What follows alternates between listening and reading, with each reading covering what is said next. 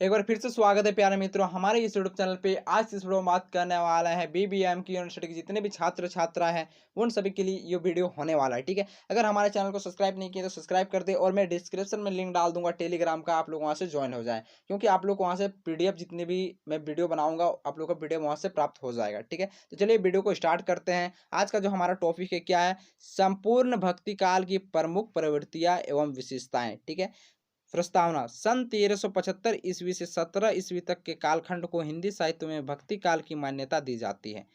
देखिए, भक्ति काल का जो टाइम पीरियड है यानी कालखंड, वो 1375 से लेकर 1700 ईस्वी तक माना जाता है। अगर कहीं कहीं आप लोग देखिएगा तो दूसरा डेट देखने को मिलेगा, लेकिन आप लोग अगर गूगल में सर्च मारिएगा तो आपको 1375 से लेकर 1700 ईस्वी तक यहाँ पे दिखाया जाएगा। ठीक है, तो और एक बार इसको रिपीट करते हैं पढ़ के। 1375 ईस्वी से 1700 ईस्वी तक के कालखंड को हिंदी साहित्यों में भक्ति काल की मान्यता दी जाती है। भक्ति काल की मान्यता 1375 से लेकर 1700 ईस्वी तक मानते हैं। ठीक है, चलिए आगे देख लेते हैं। इस काल को पूर्व मध्यकाल तथा हिंदी साहित्य का स्वर्ण युग काल भी कहा जाता है। इस काल को क्या क्या कहा जाता है? फर्स्ट, पूर्व मध्यकाल भी कहा जाता है और स्वर्ण युग काल भी कहा जाता है। कारण, इस युग में एक से एक बढ़कर कवि हुए, जैसे कि कबीरदास हो गए, आपका तुलसीदास हो गए, मालिक मोहम्मद जायसी हो गए, सूरदास हो गए, मीराबाई, दादू दयाल, रास खान, रहीम आदि।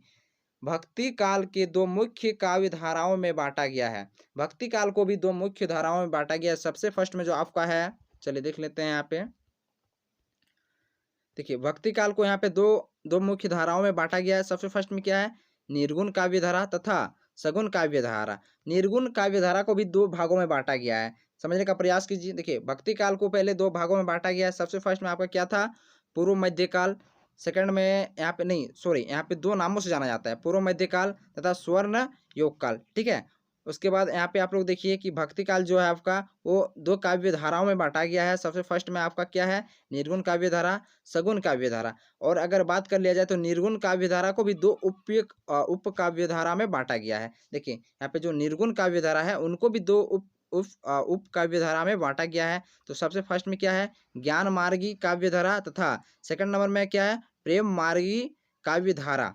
और अगर सगुण सगुण भक्ति काव्य धारा की अगर बात कर लिया जाए, इनको भी दो भागों में बांटा गया है। सगुण भक्ति काव्य धारा को भी दो उप काव्य धाराओं में बांटा गया है, जैसे कि राम काव्य भक्ति धारा, ठीक है, तथा कृष्ण भक्ति धारा। यानी यहाँ पे जानने का प्रयास करेंगे। चलिए, सबसे फर्स्ट में यहाँ पे जानिए, यहाँ पे सॉरी, यहाँ पे आपका फर्स्ट में निर्गुण होगा। ठीक है, तो यहाँ पे निर्गुण लिखिए, यहाँ पे आप लोग काव्य धारा लिख लीजिए। ठीक है, यहाँ पे मैं काव्य कर दे रहा हूँ, तो यहाँ पे आपका क्या हो जाएगा? निर्गुण काव्य धारा। इनको दो भागों में डिवाइड किया गया है यहाँ पे। ठीक है, दो भागों में डिवाइड है। तो मैं अभी फिलहाल कलर चेंज कर लेता हूँ, आप लोग को यहाँ पे नहीं दिख रहा होगा। ठीक है, चलिए कलर चेंज कर लिए। यहाँ पे देख लीजिए आपका निर्गुण, सबसे फर्स्ट में निर्गुण, इसको दो भागों में बांटा गया है। तो सबसे फर्स्ट में आपका क्या है यहाँ पे? ठीक है, तो ज्ञान मार्गी। तो फर्स्ट में आपका इनको दो भागों में बांटा गया, फर्स्ट सेकंड। तो फर्स्ट में क्या है? ज्ञान मार्गी काव्य धारा, और सेकंड में क्या है आपका? प्रेम मार्गी काव्य धारा। ठीक है, आप लोग यहाँ पे लिख लीजिए। फर्स्ट में क्या है? ज्ञान मार्गी, ये जो आपका फर्स्ट नंबर है, ज्ञान मार्गी काव्य धारा। सेकंड में प्रेम मार्गी काव्य धारा। चलिए आगे देख लेते हैं। आपका सगुण, सगुण काव्य धारा को भी दो भागों में बांटा गया है। यहाँ पे सगुण हो गया, इनको भी दो भागों में बांटा गया, फर्स्ट और सेकंड। ठीक है, तो फर्स्ट में आपका क्या है? राम भक्ति काव्य धारा। याद रखिएगा, जो ये फर्स्ट है आपका, फर्स्ट नंबर राम भक्ति काव्य धारा, और सेकंड में क्या है आपका? कृष्ण भक्ति धारा। ठीक है, कृष्ण काव्य भक्ति धारा सेकंड नंबर। तो आप लोग यहाँ तक समझ में आ गया। निर्गुण, निर्गुण को भी दो भागों में बांटा गया है और सगुण को भी दो भागों में बांटा गया है। तो फर्स्ट में जो निर्गुण है, ज्ञान मार्गी काव्य धारा और प्रेम मार्गी काव्य धारा। अब सगुन का बात कर लिया जाए तो राम भक्ति काव्य धारा और कृष्ण भक्ति काव्य धारा। चलिए यहाँ तक समझ में आ गया आप लोगों को। आगे देख लेते हैं, राम भक्ति काव्य धारा और कृष्ण भक्ति काव्य धारा, यहाँ तक आप लोग को समझ में आ गया। ठीक है, आगे जानने का प्रयास करते हैं। इस काल के कवियों ने धार्मिक भावनाओं को कविता, छंद, दोहा, चौपाई, इस काल के जो कवि हैं वो देखिए कविता जो लिखे हैं, ठीक है, तो कविता, छंद, दोहाई, चौपाई आदि के माध्यम से समाज के जनता को समक्ष रखा है। इस काल के कवियों ने तत्कालीन सभी समस्याओं जैसे सामाजिक, राजनीतिक, धार्मिक, सांस्कृतिक, आर्थिक, लगभग सभी समस्याओं को अपने काव्य का विषय बनाया है, जिनमें से सबसे प्रमुख ईश्वर की भक्ति है। ठीक है, सबसे प्रमुख अगर माना जाए तो ईश्वर की भक्ति है। आगे संपूर्ण भक्ति काल की प्रमुख प्रवृत्तियां विस्तार पूर्वक उदाहरण सहित निम्नलिखित है। तो देखिए, आर्थिक राजनीतिक पहले जो मध्यकाल में जितने भी घटनाएं हुए हैं, ठीक है, जो जो प्रथा लागू हुआ है, धर्म जिस प्रकार से चलते थे, सभी सांस्कृतिक राजनीतिक, यहाँ पे राजनीतिक बात हो रहा है, राजनीतिक का बात हो रहा है, धार्मिक का बात हो रहा है, सांस्कृतिक का बात हो रहा है, सामाजिक का बात हो रहा है, जितने भी सामाजिक राजनीतिक सांस्कृतिक हुए हैं, ठीक है, तो उनको दोहा के माध्यम से, यहाँ पे देखिए, यहाँ पे लिखा होगा आपका दोहा, छंद दोहा, चौपाई के माध्यम से जितने भी कवि हैं वो बताने का प्रयास किए हैं। चलिए आगे देख लेते हैं। फर्स्ट पॉइंट जो आपका है भक्ति भावना। तो भक्ति भावना भक्ति काल के सबसे प्रमुख विशेषताओं में से एक है। जो आपका भक्ति भावना है, भक्ति भावना भक्ति काल में सबसे प्रमुख विशेषताओं में से एक है। इस युग के सभी काव्य धारा के कवियों ने भक्ति को सबसे अधिक महत्व दिया है।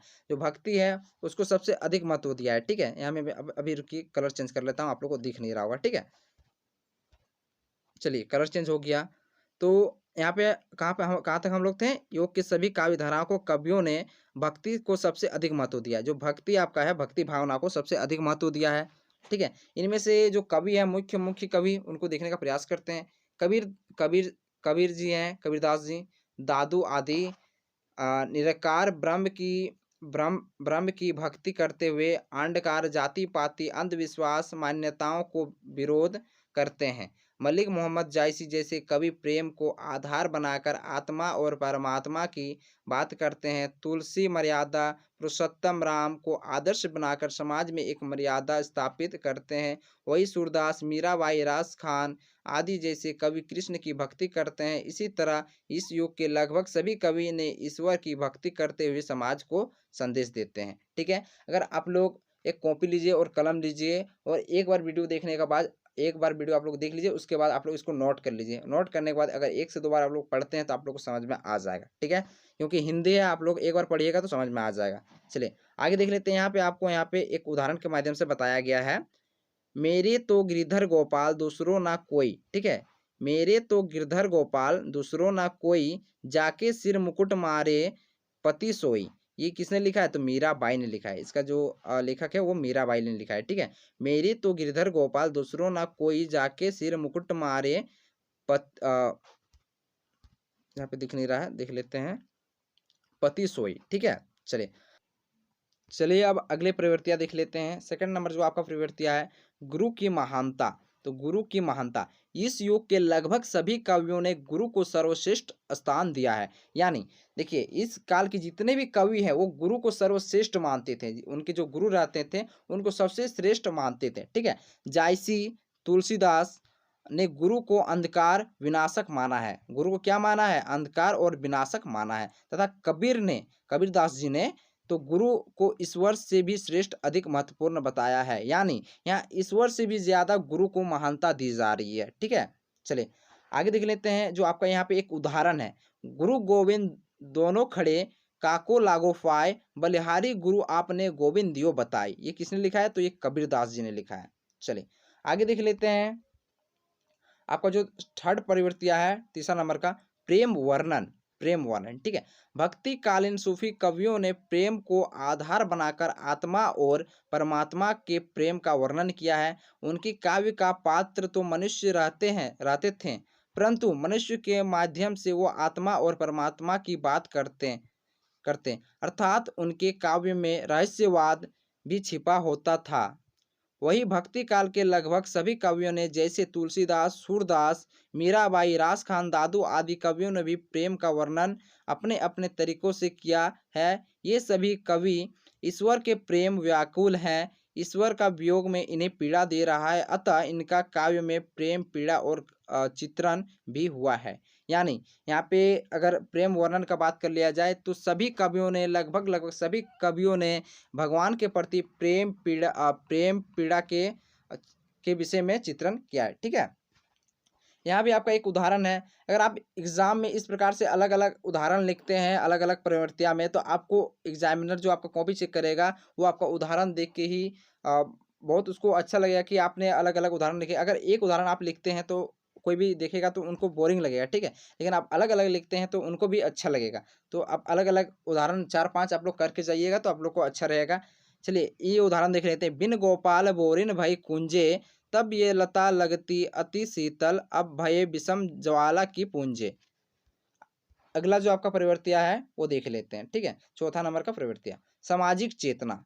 भक्तिकालीन कवि भले ही भक्ति और ईश्वर की बातें करते हैं, परंतु वह सभी ईश्वर को आधार बनाकर एक मर्यादा से परिपूर्ण समाज की स्थापना करना चाहते हैं। सामाजिक स्थिति उनसे अछूती नहीं, अतः हम ऐसा कह सकते हैं कि भक्ति काल के लगभग सभी कवियों ने सामाजिक मुद्दों को भी अपना काव्य का आधार बनाया। जैसे, चलिए इसको उदाहरण के माध्यम से हम लोग जानने का प्रयास करेंगे। खेती ना किसान को भिखारी को ना भीख बली, बनकी को ना बनिज ना चाकर को चाकरी, जीविका विहीन लोग सिद्ध मान, सोच बस कहे एक अकन सो कहा जाए कि करी। ये जो लिखे हैं वो तुलसीदास जी ने लिखे हैं। तो सामाजिक चेतना, यहाँ पे जितने कवि हैं उन्होंने सामाजिक चेतना के विषय में भी ये यहाँ पे लिखे हैं, ठीक है। सामाजिक चेतना के विषय में भी यहाँ पे बात हुआ है। चलिए अगला जो आपका पॉइंट है, यानी आपका जो अगला प्रवृत्तियाँ है, जाति पाति तथा अंधविश्वासों का विरोध। जाति पाति और अंधविश्वासों का विरोध, तो इनको भी जानने का प्रयास करते हैं। देखिए पहले यहाँ पे जो चलाया गया था भक्ति आंदोलन, वो किस किस विषय में चलाया गया था। तो देखिए पहले समाज में छुआछूत चल रहे थे, धर्म के प्रति अंधविश्वास चल रहे थे, जात पात, बाल विवाह, सती प्रथा आप लोग को मालूम ही होगा कि जिसका पति मर जाता था उनके साथ उनके पत्नी को भी जला दिया जाता था, ठीक है। यहाँ पे बाल विवाह यानी छोटे से बच्चे को ही शादी दे दिया जाता था, यानी आपका 16 साल 17 साल 15 साल 14 साल होते ही उनका विवाह कर दिया जाता था। तो यहाँ पे बाल विवाह, सती प्रथा जैसे अंधविश्वास चल रहे थे, उनके कारण से ही जाति पाति तथा अंधविश्वासों का विरोध किया गया। किनमें? भक्ति काल में, ठीक है। तो चलिए एक इनमें से एक उदाहरण आप लोग यहाँ से भी एक उदाहरण आप लोग जानने का प्रयास कीजिए। जाति पाति पूछे ना कोई, हरि को भजे सो हरि का होय, ठीक है। जाति पाति पूछे ना कोई, हरि को भजे सो हरि का होय। देखिए यहाँ पे क्या बोला जा रहा है, जाति पाति पूछे ना कोई, यानी जाति पाति कोई नहीं पूछता है, ठीक है। हरि को जो भजेगा हरि का वो हरि का होगा, ठीक है। जो हरि को जो पूजेगा वही हरि का होगा, ये कबीरदास जी लिखे हैं। चलिए नेक्स्ट पॉइंट देख लेते हैं, जो नेक्स्ट आपका प्रवृत्तियाँ है। तो मैंने यहाँ पे आपको ज़्यादा अगर मैंने अभी सभी प्रवृत्तियाँ अगर आप लोग को विस्तार से बताएंगे तो आप लोग को बहुत बहुत लंबा वीडियो भाग जाएगा, इसलिए हम सिर्फ पॉइंट लिख दिए हैं, आप लोग खुद से लिखने का प्रयास कीजिए। तो यहाँ पे छठा नंबर क्या है, समन्वय की भावना। सातवां नंबर नाम स्मरण पर बल, यानी जितने भी पहले के कवि हैं वो नाम स्मरण यानी भक्ति काल में भगवान का नाम भी स्मरण करते थे, यानी उन पे बल देते थे। अहंकार का त्याग, यानी अहंकार नहीं करते थे। पहले के जो कवि थे, वो जितने भी कवि थे वो कभी भी अहंकार नहीं करते थे, उनमें अहंकार था ही नहीं, ठीक है। अगला देख लेते हैं, अगला जो आपका पॉइंट है, लोक मंगलमय की भावना। वो सबका मंगलमय ही चाहते थे, किसी का बुरा नहीं चाहते थे, ठीक है। चलिए आगे देख लेते हैं, सांस्कृतिक मोह माया की त्याग, श्रृंगार वर्णन। जो आपका लास्ट पॉइंट है वो निष्कर्ष, ठीक है। निष्कर्ष, तो निष्कर्ष जो आपका निष्कर्ष है, हमने इसको आपका विस्तार पूर्वक लिख दिए हैं, आप लोग इसको एक बार पढ़िए, आप लोगों को समझ में आ जाएगा। चलिए एक बार हम पढ़ के दिखाते हैं, सुनाते हैं।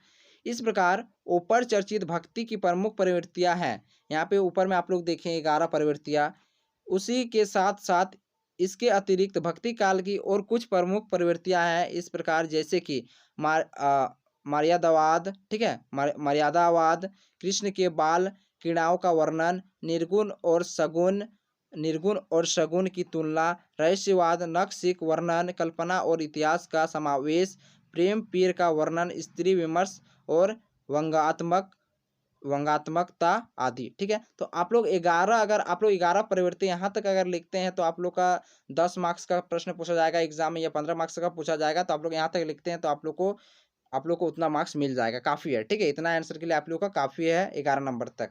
आप लोग को 400 500 600 वर्ड में लिखने को बोलेगा, तो आपका आप यहाँ पे 6 नंबर से लेकर आप 11 नंबर तक का इनका विस्तार देते हैं, तो आप लोग को यहाँ पे बहुत सारा पेज भर जाएगा।